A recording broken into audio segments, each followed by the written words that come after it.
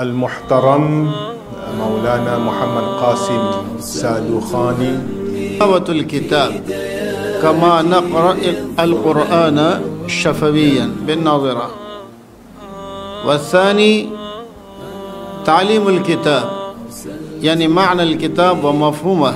دياجير الظلم والدمع ترجم ما أسر من الكلم، ذا ألوذ به لكل مضائقي إن كنت في قعر المصائب. عن صيغته الأصلية إلى صيغة أخرى، يعني يخرج اللفظ من صيغته الأصلية إلى صيغة أخرى بكم شرط؟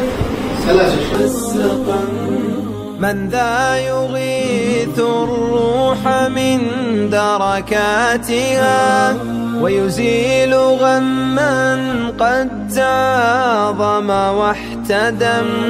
ناديت ربي والذنوب تحوطني، رباه عبدك قد أساء وقد ظلم.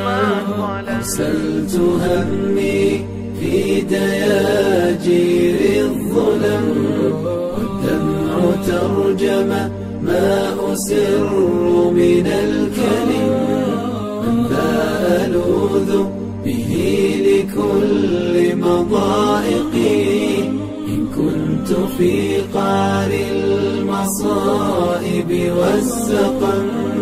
أخفيت جرمي قد سترت معايبي، وحلمت يا من قد تجاوز بالكرم.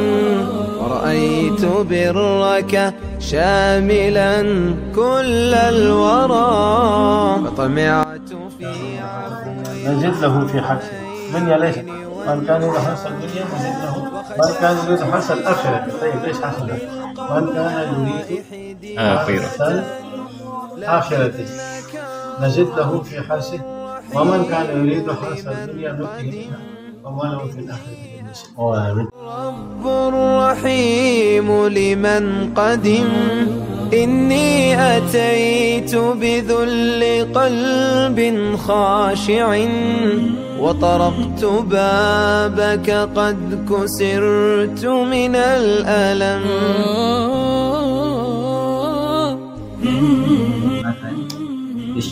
مثلا في الكيفية والصفة كمثل العنكبوت. كمثل العنكبوت هذا يعني اشتراك في الكيفية في الزعف. كمثل نوري أي كصفة نوري كما قلت لك. كافية كمثل نوري أي كصفة نوري، كمثل الذي استوقد كمثل العنكبوت. هذا يعني لا يشابه المثلية، ليس في الذات بل مثلية من عذاب مضطرم، واجعله ينجو من عذاب مضطرم.